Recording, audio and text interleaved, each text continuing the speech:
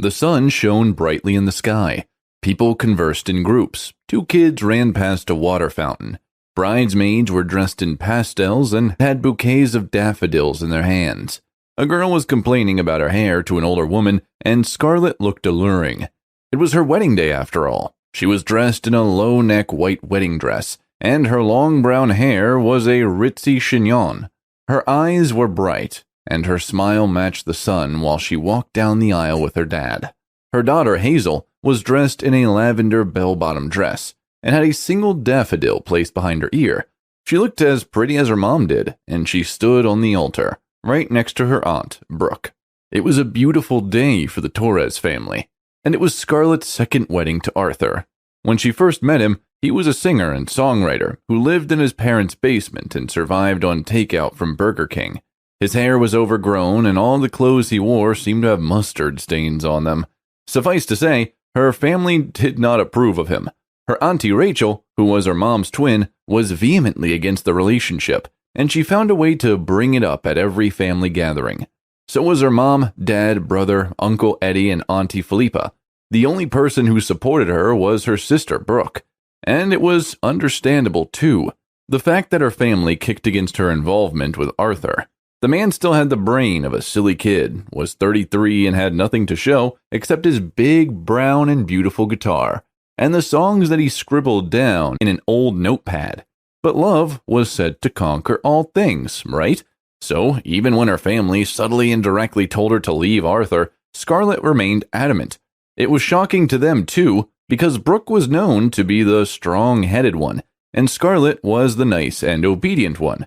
Her very first rebellious act was getting married to Arthur without their knowledge or consent, in Vegas.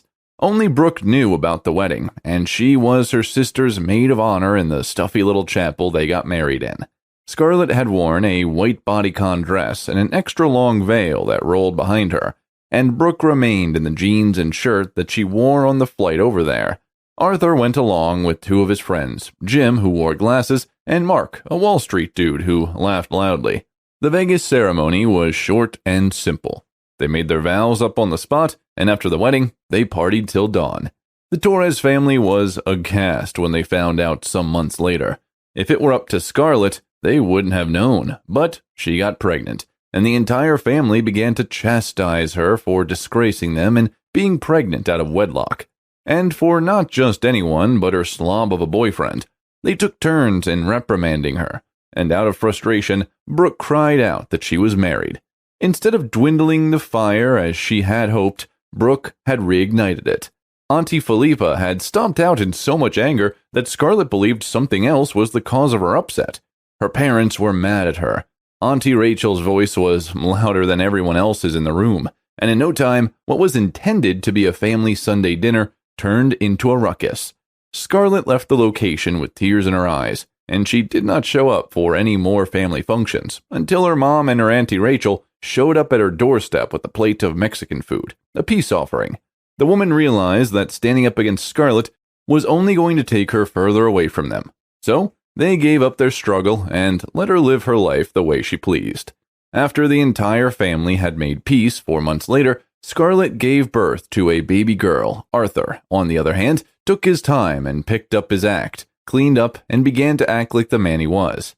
Then, a snippet of his song was uploaded onto TikTok by Brooke, and it blew up overnight. He had fans who were awaiting the release date of the song.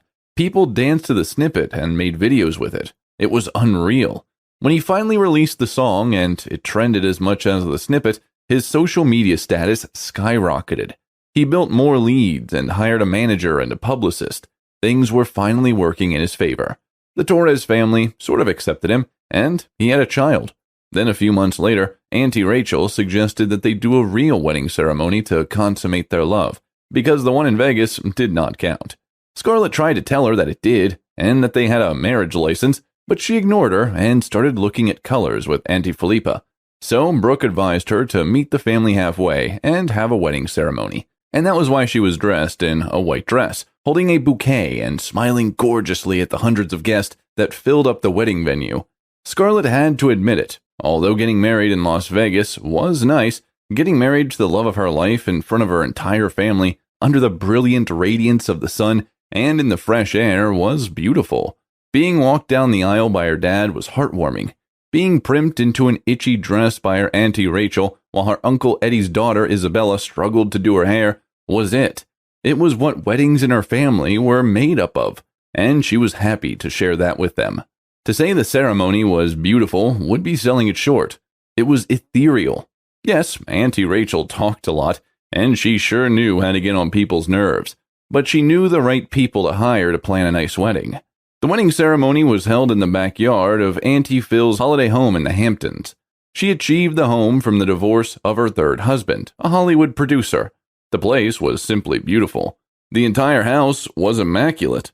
There was no single speck of dust when they got there, even though it had been more than a year since Auntie Phil went over there. Brooke whispered in Scarlett's ear that their auntie hired a cleaning service to clean up the house every other week. In the backyard, there was a huge water fountain, and the wedding decoration was centered around it. The altar, which was decorated with flowers and white and lavender-colored silk, was right in front of the water fountain. Petals of daffodils and white roses were dropped into the fountain, and when the overhead water fell on them, they sank right to the bottom and decorated it. Several chairs were placed in front of the fountain, and guests occupied some of them. This time around, Arthur and Scarlett had the time to write their vows beforehand, and Brooke and Mark had ample time to write their toasts as well. Uncle Eddie officiated the wedding, and when he pronounced them man and wife, Brooke placed her hands in front of Hazel's eyes. There was a variety of food options ranging from seafood to Chinese, and people ate. Instead of a fancy band, as Scarlett had expected her auntie to hire, a DJ was mounted at the end of the backyard, under a huge tree. I Believe in a Thing Called Love by The Darkness from his huge speakers. Everyone danced and sang along. The wedding was lovely and fun.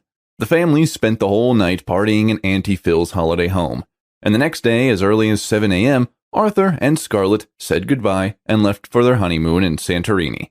Hazel was still in bed when they were ready to leave, so they kissed her sleeping figure and promised to call Brooke as soon as they settled in Santorini so that they could talk to her.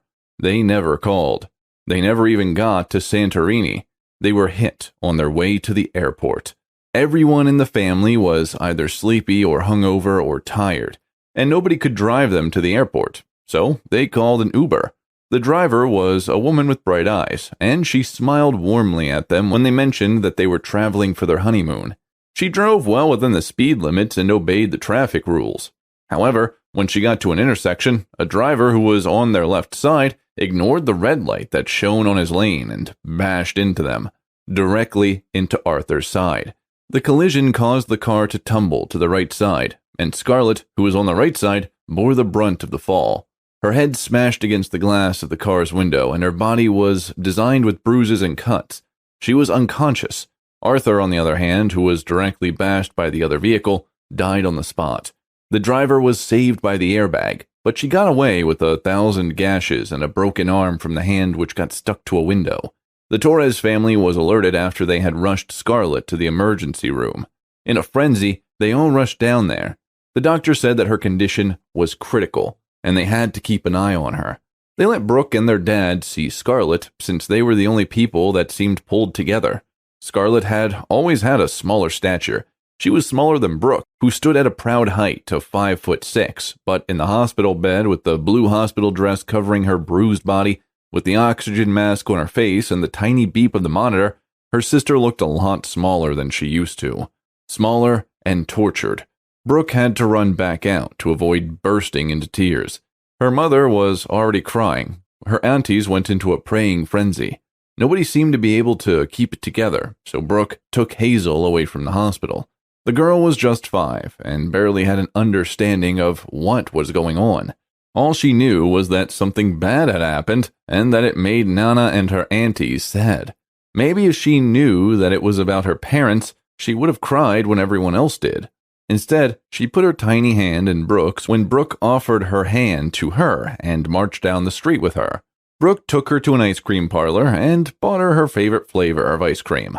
As the girl dug into it, Brooke stared out the window at the moving vehicles.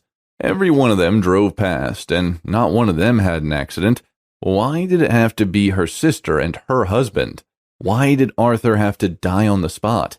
How could she break this news to Hazel? How would the girl take it? So she just silently prayed that her sister regained consciousness as soon as she could. It would be better if the girl lost one parent than if she did two. However, her prayers were not answered. 2 days later, in the wee hours of the morning, the monitor in Scarlett's room reached a thin straight line, and the doctors registered her as dead. That was when the whole family cried. It was ironic, really. They had to come over to the Hamptons for a celebration, and they celebrated. They danced, drank, and laughed, and barely 3 days later in the same house, they all cried. Brooke knew that it was time to talk to Hazel, so she washed her face and took the girl to a room upstairs. She broke the news to her as gently as she could, and she watched the girl for any reaction. She did not get any.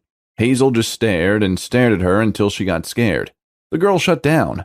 She didn't cry or scream or did any of the hundreds of other things that Brooke thought she would. Instead, she walked out, went into her designated holiday room, and curled into her pink sheets. Brooke laid down beside her. The next day, when Brooke woke up, Hazel was not in the room. She got scared and alerted the other functional family members. Her cousin Isabella ran to check the fountain, and her brothers checked downstairs. The girl was later found in the room her parents had stayed in the house. She was on the bed, and from the way her body was shaking, it was obvious that she was crying. Brooke ran to her side, and so did Isabella and Uncle Eddie. Hazel's face was in a pillow, and she was sobbing so sadly it made Brooke's eyes water. She tapped the girl's shoulder. "Hey, Hayes, look at me."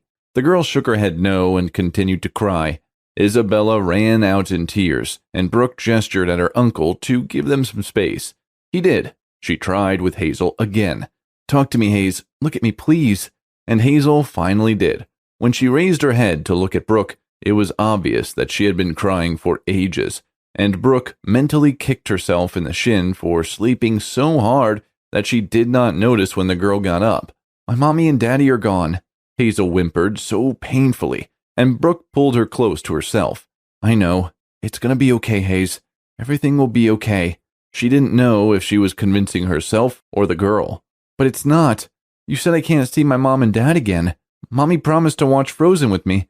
They sat there, in the bed that their loved ones last passed the night together in, and Brooke did the best she could to console the crying girl on her chest. The funeral was done a few weeks later. Both Arthur and Scarlett were laid to rest on the same day, in the same place. Arthur's parents and relatives were there as well. They all wore black and somber looks. It was all really sad. Hazel was the first person to pour sand on the lowered caskets. Brooke held her hand as she walked stoically and slowly toward the grave. As she poured the sand on it, silent tears ran down her face. Brooke poured in the warm, soft earth after Hazel. Then she held her and walked away with her. The girl had seen enough at her young age. Brooke took in Hazel, of course. Arthur's parents were too old to do that, and her parents were probably not in the right headspace. To be honest, Brooke wanted to. She felt like it was the right thing to do, after all. She had been the closest person to her sister, and she was the closest family member to Hazel. She felt like Hazel would prefer to live with her, but also she thought it was what her sister would want. And she wanted it as well. So Hazel moved into Brooke's apartment a few blocks away from the one she had spent the last 5 years of her life in. Brooke was nice to her. She was patient with her when she refused to eat dinner. She slept with her on nights she was too scared to sleep alone, and she doted on her like one would a rare flower. It broke Brooke's heart to see the girl lock up like that. She used to be a relatively lively kid, but recently she pushed her food around on her plate, barely drank her milk, and stared into empty spaces. Cousin Isabella advised her to take her out of the house, maybe on a little vacation, or maybe a road trip. So one weekend, Brooke drove them to the beach. She hoped that the natural air would work some magic on Hazel. They went over in the evening, and the beach was less crowded when they got there. Brooke held Hazel's hand as they walked barefoot across the beach, while they sipped the cold drinks that they had gotten from the entrance of the beach. The air had a tangy whiff of salt in it, and the sand felt smooth and soft as they stepped on it. The beach was large and quiet. The wind swished around them as if to take their pains away. Hazel was quiet as usual as she stared into the sky. After a while, the sun began to set, casting a warm glow of orange over the large body of water. It was beautiful, and they silently gazed at it in admiration. When they walked back to the car, Hazel's hand was no longer in Brooke's. She walked later, and Brooke could swear that she caught a hint of a smile on her face when two little boys ran past them and a woman playfully chased after them. When they got home and showered, Brooke set the table and they ate dinner.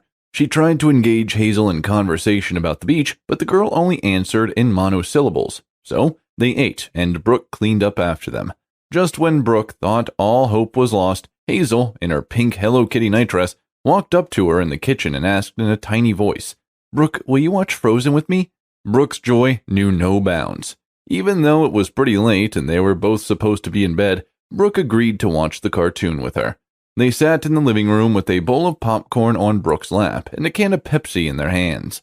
Brooke had watched the cartoon before, but watching it with Hazel felt more phenomenal. It was like a moment for the books, one you embed in your memory and guard with all that is in you.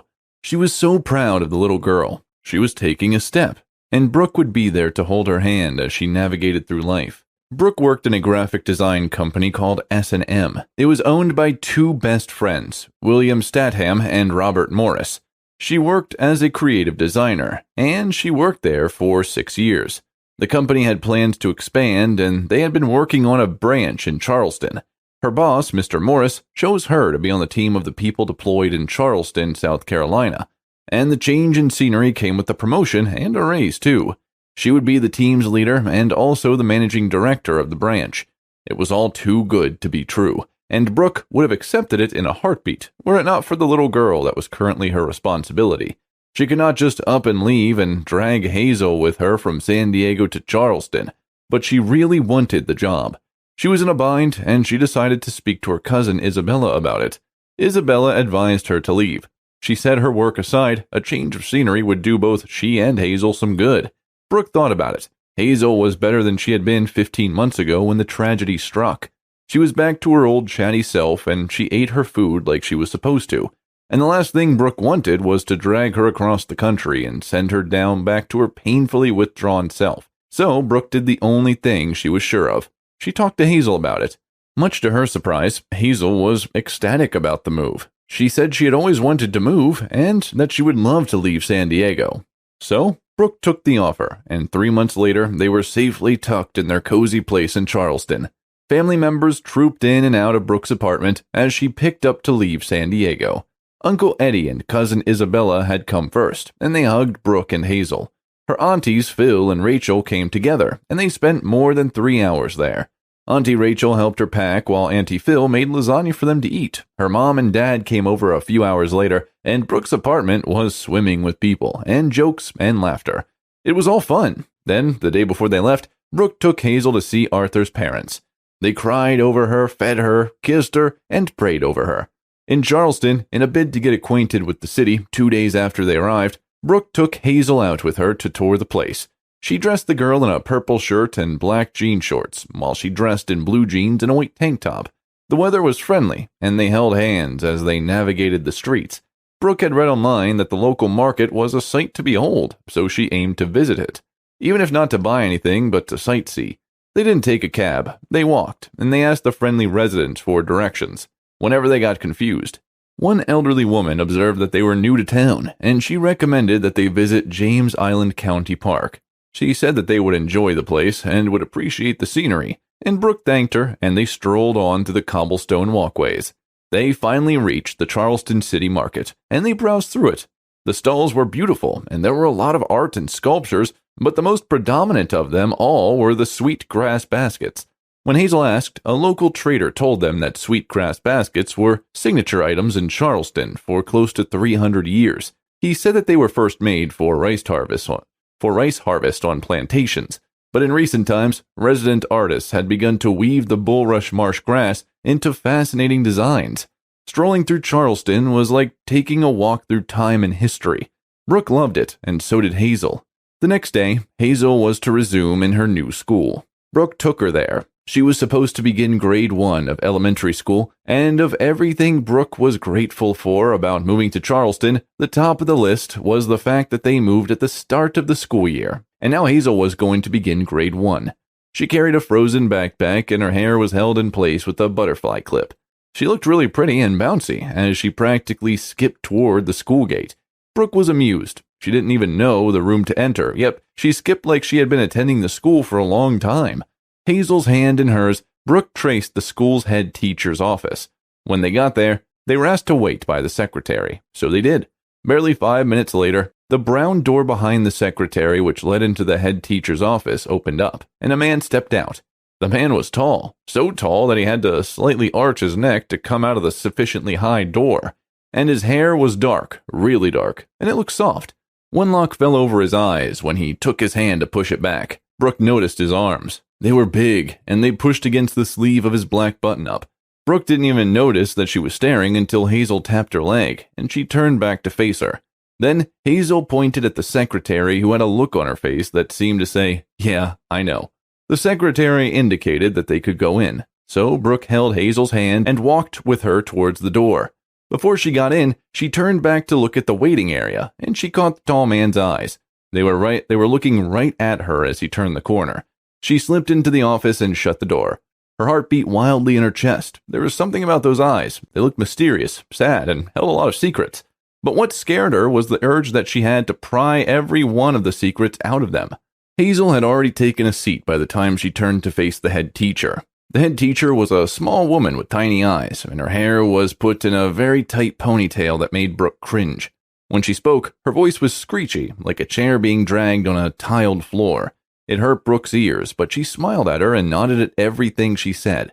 The woman was satisfied with every answer she got from the questions that she threw at both Hazel and Brooke. Then she handed out a copy of the school's guidelines to Brooke, along with some other documents. Then she shook Hazel's hand and said, "Welcome to Charleston's day school. I hope you have a memorable and educational experience." The head teacher, Miss Mueller, took Hazel with her to show her off to her classroom, and Brooke went on her way. She would be back to pick the girl up at closing hours. As she walked through the hallways and back to the garage, she hoped she would see the dark-haired man from the head teacher's office. She did not, and she felt a little bit disappointed that she didn't. She thought about going back to ask the secretary about him and where to find him. But how would she look to the secretary? And even if she did get to find him, what would she say? "Hey, why do your eyes look sad?" Or maybe, "Hello, can you remember me from the head teacher's office today? I liked your hair and I thought I should let you know." The rational part of her brain told her that she was just making excuses and that all she had to do was ask him for dinner or a walk. But she shut it out. She had moved to Charleston for a job, and between that and taking care of Hazel, she barely had any time to seek romantic relationships, especially not with tall men with sad eyes. Brooke liked her new job a lot. She could get to choose the final designs of any piece they worked on, and she could assign anyone who she deemed fit to any position. Her office, too, was nice and spacious. She decorated it with a picture of her and Hazel on one side of her table, and another one that she took with Scarlett and Arthur on their first wedding day, on the other side. Her job was good, she was happy, and so was Hazel. Barely 3 months after they both settled in Charleston, Hazel's school called a PTA meeting. The meeting was on a Friday at 4 p.m., and Brooke had a meeting by 2 p.m. with their boss, Mr. Miller. The man was late for the meeting, so it began at 2:45, and stretched on until some minutes past 4. After the meeting, Brooke had to relay the information that was passed to her from her boss down to the employees under her jurisdiction before she left the building. So, when she got to Hazel's school, it was well past 4 and she was late. She planned to enter quietly, but the door to the room creaked loudly when she pushed it, and out of reflex, everyone turned. She offered an apology and hurried on to a back seat in her pencil skirt. The meeting was long. A woman complained that her kid was being bullied, and a man said his daughter's grade had plummeted. Another man said his kid was now able to do simple arithmetic problems and that he was thankful for the school's facilities and staff. The PTA chairman had to address all these issues, one after the other, so that no one would think that they were being ignored or that their cases were not being taken into consideration. He promised that the school board would look into the case of the kid that was being bullied and in every other possible bullying scenario. The head teacher spoke to the gathering and assured them that the school was constantly looking into new measures to provide adequate learning techniques for their kids, and the man who complained about his daughter's grade was told that he should converse with her teacher, and he was also advised to enroll her in tutoring classes. The meeting stretched on, and at the end, the parents and guardians were advised to check out their children's grades from the recent pop quizzes with the staff, and also to ask about their kids' conduct in class. As far as Brooke knew, Hazel had no issue in school. She was even more energetic when she came back from school on the first day, and she had announced quite proudly that she made a new friend, Saffron. Since then, she always talked about Saffron and what they did together at school. She was ecstatic to go to school, and she did her homework without much coaxing. She had no complaints about bullying or anything else for that matter. And at that moment, Brooke felt lucky that Hazel did not have to experience any of the things that the other kids had experienced. Of course, she felt sorry for the parents and their kids, but she also felt grateful that Hazel was okay. The girl had gone through too much in her short life, and she did not deserve any more pain, even if it was something as trivial as a bad day at school. As people trooped out of the school cafeteria where the meeting was held to meet their kids' teachers, Brooke followed suit. Then, a tiny blonde woman with wide eyes, red lipstick, and a yellow romper practically jumped in front of her. Brooke had to halt to avoid bashing into the woman. With the woman's stature, there was a huge possibility that Brooke could knock her over if she bumped into her. The woman acted as though she did not just jump in front of Brooke, and she beamed brightly at her. She looked crazy in the oversized romper she wore, and her tiny hands stretched out in front of Brooke as she spoke. "Hi, I'm Emma. I'm absolutely in love with your skirt. Where did you get it? Shine? Macy's? Topshop, perhaps?" Brooke was in shock, and she was tired. She had spent the early hours of the day working on a demanding client's project. Then she had to wait around for her boss to come late to the scheduled meeting. After that, she hurried down to Hazel's school for the meeting that stretched out. She was hungry and tired, and a rainbow-dressed woman was beaming at her with way too much energy.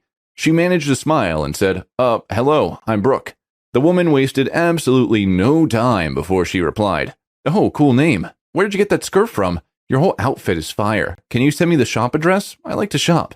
Brooke did not know how to begin to explain to the woman that the skirt was given to her several years back by her late sister, so she just managed a polite smile. "I have forgotten where I got the skirt from, but maybe you could see one like this in Zara," she suggested as she began to walk back up the way she was before the woman blocked her. "Oh, I have checked. The ones they had were not in my size and the fabric was too light. Yours looks good. It's beautiful." Brooke had not given her outfit much of a thought that morning. She simply wore the slitted pencil skirt that she had owned for a few years with her plum-colored silk shirt, but Emma seemed to like the outfit. "I have not seen you here before. Are you new in town, or is your kid just new to the school?" Emma asked as they walked. "I'm new to town," she said vaguely. "Oh, that is nice. How do you like the town?" Emma asked. "It's really nice," she answered truthfully. Then she remembered that she did not know Hazel's homeroom, so she stopped. Emma asked what happened, and she told her, "Oh, what grade is she in? I know practically every nook and cranny in the school." Then she lowered her voice and said, "I used to teach here, you know?" Brooke didn't know that, and it showed on her face. "You did?" She nodded. "Yes, I did. But I quit to open my flower shop a few blocks up." "Oh, that is nice. So can you show me the homeroom? She's in grade 1. Emma pointed her in the direction of the room, and she went in there.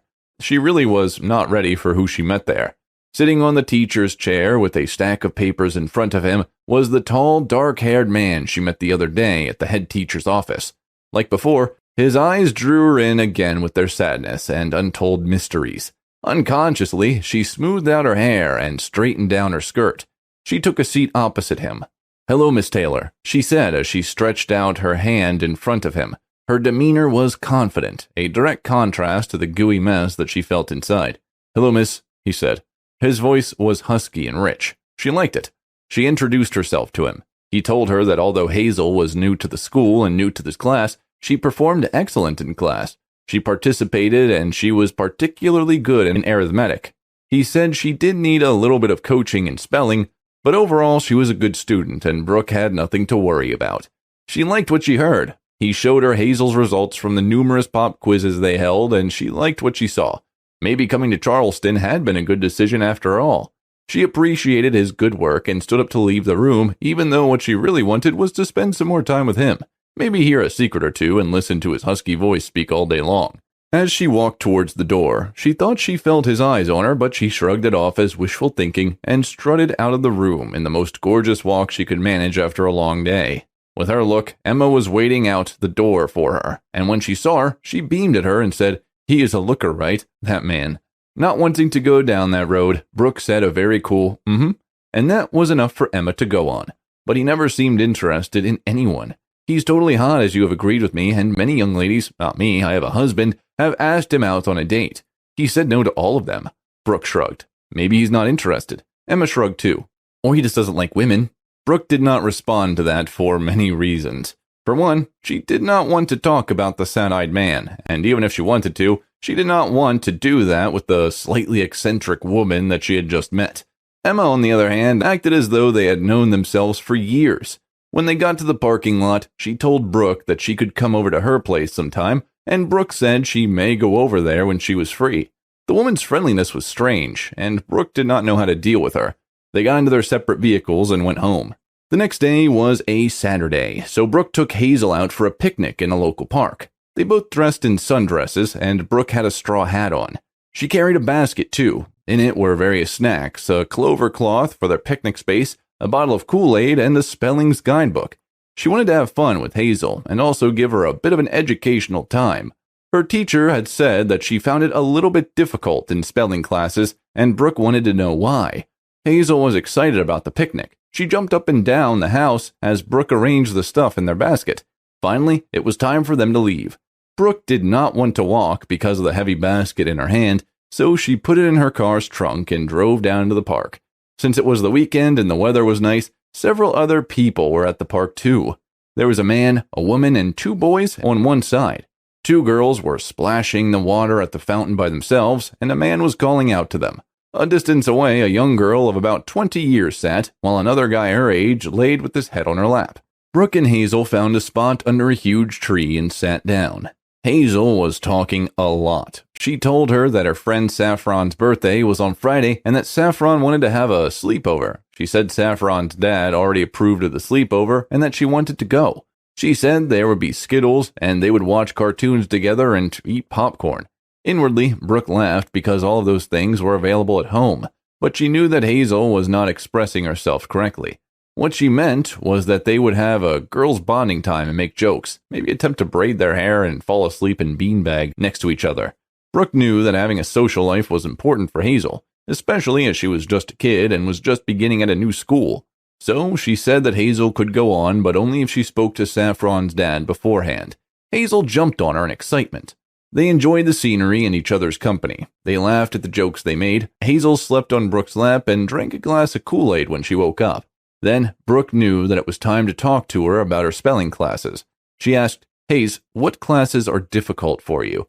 Hazel wasted no time before she blurted out, "Spelling." If it was not a serious time, maybe Brooke would have laughed. "But why is it difficult for you?" she asked the girl. "The letters are too many, and they confuse me." Brooke asked her, "Have you tried on your own to see if you could study spellings?" She shook her head and said, "No, but I study arithmetic." Brooke already knew that. She said, "Okay, I know what to do. I will enroll you in spelling tutorials." Hazel's refusal was immediate.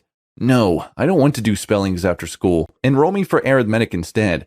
Brooke knew what she was doing. She told her, "Haze, you can't just get good at something if you're scared of it. I know that spellings confuse you, but that just means that you should give it your best. You are smart and would do well if you try harder, okay?" The girl nodded. "Okay, I will." The day ended well. They went back home, ate dinner, and took their showers. They were both spent, so they retired to bed the second they could. The next day, when Brooke dropped Hazel off at school, she told her to tell Saffron that she wanted to talk to her dad the next day, during closing hours, and Hazel said she would. When she picked Hazel back up from school that afternoon, she said that she relayed her message to Saffron, and the other girl said that her dad worked in the school, and Brooke could even talk to him during school hours. Hazel was bewildered by the information, and she relayed it with wide eyes as though it was a big deal that Saffron's dad was a staff at her school. It amused Brooke, and she promised that she would talk to the man in the next morning. However, the next morning she was running late for work, and she had a Zoom meeting with their bosses from San Diego. She had no spare time to see or talk to Saffron's dad. She promised that she would do that by the close of school, when she came over to pick Hazel up, but she ran late again. And by the time she came to pick her up, Hazel was in a room with other of her classmates that had not been picked up, and they were being watched by a large woman who wore thick-rimmed glasses. Saffron or her dad was nowhere to be found. They continued to miss each other until Brooke gave up on trying, and just thought that she would talk to the man when she went over to drop Brooke off for Saffron's party. If she was not comfortable with what she saw, she would definitely not leave Hazel there, and that was that. She dressed Hazel in a pair of jean shorts and a pink top with the words "Princess at Heart" written boldly in glitters in front of it. She put some snacks in her backpack and put on her complimentary card on the side of her backpack. She told her to use the phone in Saffron's house to call if any need arose. She asked her for the billionth time if she wanted to go over for the sleepover, and the girl answered in the affirmative, so she drove her over there. Saffron had handed out an address card to every girl she invited earlier in the week, and Brooke input the address in her GPS and drove them over there. The house was located in Somerville, one of the nicest neighborhoods, and it was pretty easy to find. It stood out with its bright blue paintings and clean lawn. The house was big, had large white windows, and a huge pink banner hung in front of it. The banner read, "Happy birthday, Saffron." Brooke killed her engine, and they got down. 3 cars were parked in front of the house. Brooke held Hazel's hand and her backpack as she walked with her to the front door. It was wide open, and Brooke could swear she perceived the smell of gingerbread. Although the door was open, she rang the bell. There was no reply at first. She rang it again, and a strangely familiar voice called out, "I will get it." 2 seconds later, Brooke could not believe who was in front of her. Emma stood there, grinning widely like a Cheshire cat at them. She was dressed in a bright pink flared bottom trousers, and the top side of her body was covered by an orange-colored halter top. Her lips were covered in the same bright red lipstick she wore the other day, and she was as energetic as ever as she all but yelled, "Oh my goodness, Brooke!" Then she put her tiny arms around Brooke in a hug. Brooke smiled. In a way, she had actually missed the woman's insane energy. Emma got back to her personal space and began to talk. "You know, I never got your number the other day, and I only realized that when I got home." I said, "Oh, Emma, how much more stupid could you be? Now, how would you get the address of the shop to get that pretty skirt?" Brooke was about to remind her that she did not know the address of the shop for the skirt when she continued, "And all I was hoping for was another PTA meeting so I could run into you again." She cracked up heavily at her own joke, and Brooke courteously chuckled along.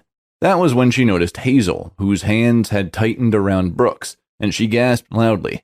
"Oh, what a pretty girl." She bent to Hazel's height and stretched out her hand in front of her.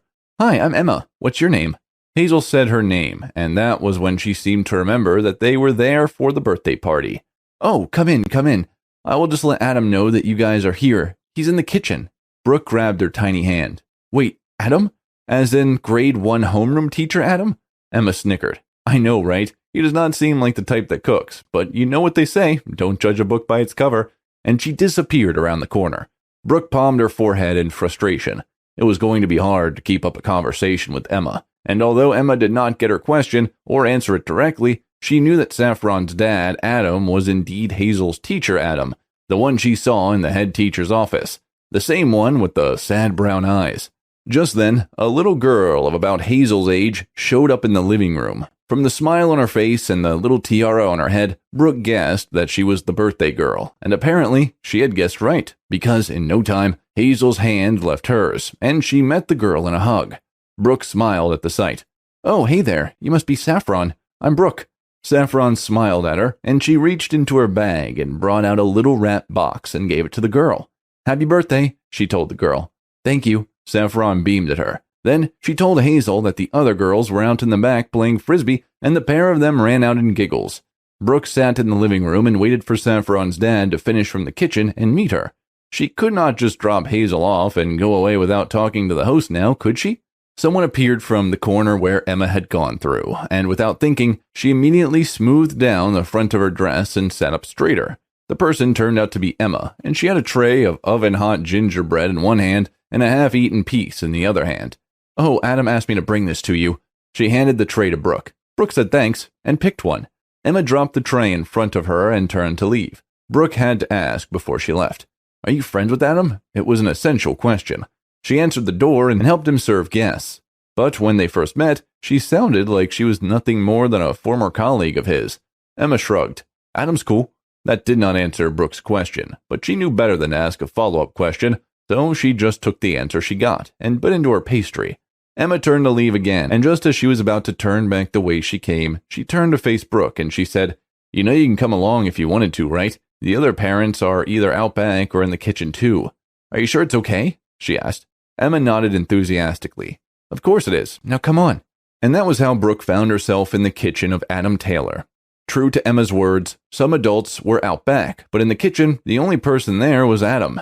Brooke knew she was attracted to Adam, but seeing him in a white apron with the words Saffron's dad written on it in red colors solidified that attraction. She greeted him, and he answered in that husky voice of his from where he stood close to the oven.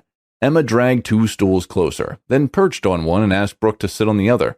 Brooke had just adjusted comfortably when she heard Emma yell at the top of her voice. She was directly next to Emma, so everything went straight into her ear. She had used her hand to shield her ears from Emma. The yell was so loud it startled Adam as well, but either Emma did not notice or she did not care, because in a minute she was marching to the backyard to the back door. The kitchen was demarcated from the backyard with huge plexiglass, so it was easy for them to see what made her yell so hard. A kid in yellow was currently doing somersaults in the grass. The group of 3 parents who were in the backyard were in a heated conversation and were ignorant of the dangerous exercise that was being done a couple feet away from them. Emma marched out, and the girls noticed her and scattered in various directions. She called out to the kid and spoke so sternly to her, Brooke could feel it. Then she marched up to the parents to admonish them for not paying attention to the kids that were in the same location as them. Inside the kitchen, Brooke smiled as she looked out at her. She liked Emma. Yes, she was all over the place, her outfits were insane, and she overshared a little, but that was all part of the charm. She could be stern when she needed to. She called out unwatchful parents. She was nice to Hazel when she met her, and she helped people who were busy in the kitchen to get the doors. You're beginning to like her, aren't you? She heard Adam ask her. She turned to face him. He was no more by the oven, and his eyes were on her. She nodded. Yeah. Saf mentioned that you wanted to talk to me, he told her as he washed his hands in the sink. She adjusted to the seat. Yeah, I wanted to make sure that Hazel would be in great hands tonight. I promise you, she is in great hands, he said. Okay, when will they go to bed? She asked. By 10 o'clock. She was satisfied by the answer, and she threw another question at him. What's the sleeping arrangement? He told her. She asked a bunch of other questions, and he answered all of them. When she ran out of questions, she silently bit into her now warm pastry. He smiled at her and said, I understand your fear. I was this particular too at Saf's first sleepover. You know how I got over it? She shook her head no, so he told her. I took a chance as I had done with everything else in her life. I knew that going to the sleepover would make her happy, and the thoughts of stopping her were only a result of my fear. I put her happiness first before my fears, and everything turned out fine. Brooke looked out through the plexiglass. Saffron was being chased around by Hazel and the other girls. Then Saffron fell on the grass, and Hazel fell on top of her. They giggled and threw their limbs into the air. Brooke liked what he saw. When she turned back to talk to Adam, she found his eyes on her. When she caught him, he quickly averted his eyes, and her words got caught in her throat. Maybe he did not realize it, but he had indirectly told her that he had Saffron his entire life, and she wondered what happened to her mom. She thought about asking him, and she hesitated because she did not want to cross any boundaries. He was only still Hazel's teacher and her best friend's dad. Your thoughts are so loud, you might as well say them out. His voice broke the silence in the kitchen. If my thoughts are loud, then you should know them without me saying them out loud, she replied. He shook his head at her. That was a very bad joke. She frowned at him. I didn't mean it as a joke, he chuckled. That makes it even worse. Brooke rolled her eyes at him. He continued. Go on, say it. Why are you hell-bent on hearing what I have to say? She asked. He turned to look at her again. Full disclosure? She said yes, and he said, I have some questions to ask you too, and I figured if you went first, then I won't look too weird when I start asking you questions too. She laughed and told him, I don't think it matters who goes first. What matters will be the type of questions you throw at me. He leaned on the counter opposite her and said, I'm a teacher. We ask pretty difficult questions. She rolled her eyes at him. You teach elementary school. How difficult of a question could you throw at these little devils? He laughed. Little devils. I like that. She smiled back. Talking to him was fun. So, go on, he urged. She went. It's nothing serious. I just noticed the absence of Saffron's mom. And earlier, when you were talking about her first sleepover, you didn't mention her either, and I was wondering. Oh, that? My wife is in the Navy. We barely ever see her. Brooke blinked at him, and he burst out laughing. Just kidding. Her heart rested back in its place, and she told him, that was a very bad joke. He nodded. Maybe jokes aren't both our forte. Speak for yourself. I tell great jokes, she answered. Considering the one you told in this kitchen 2 minutes ago, I don't believe that for even a second, he teased her. She groaned. That wasn't a joke. He amused at her faux frustration. You still did not answer my question, she reminded him. I know, he answered. I was hoping that you would forget about it and I would not have to answer it. Oh, you don't have to answer if you don't want to, she told him. His hands went to untie the apron from his waist and he said, I know. but I do want to answer. I just don't want to answer it in my kitchen. And on my daughter's birthday a few feet away from her and her friends. Oh, okay then. That's fair, Brooke answered him. That's fair, Brooke answered him. Maybe we could meet up some other time and ask each other the questions that we want to, he suggested. That would be nice, she agreed. Good. It's a date. A date? Didn't Emma say Adam didn't ask people out on dates and refused when they asked him? What just happened? In a bid to tease him, she asked, Who told you I would be interested in you? He wasted no time before he said, You. The few silent seconds it took you before you asked me that question. Brooke did not even know if he was arrogant or simply confident, but before she could respond, the glass door was pushed open and Emma, followed closely by the other parents, moved back into the house. They said they wanted to leave and they made Adam promise that he would take care of the kids, and one by one they filtered out of the door. Emma hung around to give her child's EpiPen to Adam. Then she got Brooke's number and bounced out the door. As they left, Adam called the girls back inside because it was getting dark, and Brooke spoke to Hazel again to ask if she was okay. And when the girl said she was, she left. Who knew the day would turn out that way? Hazel was happily at a sleepover, and she got asked on a date by Adam Taylor. She got a quick text to her mom to let her know about Hazel's growth. She sent a pic of the girl to her, and she sent one to Arthur's parents. They began to blow up her phone with heart emojis and requested to speak to the girl. She told them that she was over at a friend's and promised they would speak to her the next day. They said okay, and Arthur's mom thanked her profusely for giving them updates about their grandchild. The thing is, Brooke understood that they brutally lost their only child, and the only connection that they had to him was uprooted from the city and taken across the country. She felt sorry for them, and she knew that she owed them that much. With Scarlett gone, she knew how much it hurt to lose someone that meant a whole lot to you, and she did the best she could to keep them informed on Hazel. A minute later, Auntie Phil, Auntie Rachel, and Isabella's texts flooded her phone. She knew her mom would forward the photo to them. She promised them all that Hazel would speak to them the next day, and she slept soundly. 3 days later, at 7 in the evening, she sat in a black dress at Hank's seafood restaurant with a handsome-looking Adam. She had their sautéed lump crab cakes, and he had their beef tenderloin. As they shared a bottle of Pinot Noir and got to know themselves over a bunch of questions, he said that Saffron's mother left him a year after she had the girl to go backpacking across Europe with their high school girlfriend. She had left Saffron sleeping at home next to a hurriedly scribbled goodbye on a post-it. She never came back, and gradually Saffron had learned to stop asking about her. Brooke felt his pain as he talked about it, and reached across the table to take his hand. He gave it to her. He asked her about Hazel's dad, and for the first time since she moved to Charleston, she told someone that was not Hazel's mom. She told him about Hazel's parents, and how she got to be the girl's legal guardian. It felt really good opening up to someone, and both of them did. The date was not weird, and they did not dance around themselves. They delved right into the topics they wanted to, and they asked themselves the questions they wanted to, and they both answered as truthfully as they could. There was something divine about being attracted to someone and being able to engage them in an honest conversation. Brooke liked it. She liked Adam. After dinner, he drove her back to her place, and he came down from his car when he killed the engine. He held her hands, and they walked to her door in silence before he turned her face to his and said, I had a really great time tonight. She beamed at him. I did too. Maybe we should do it again. Have a night out to ask each other questions, I mean. She smiled brightly at him. You really are bad at jokes. He smiled back at her. We both are. As she opened her mouth to protest, he bent his head down and captured her lips with his.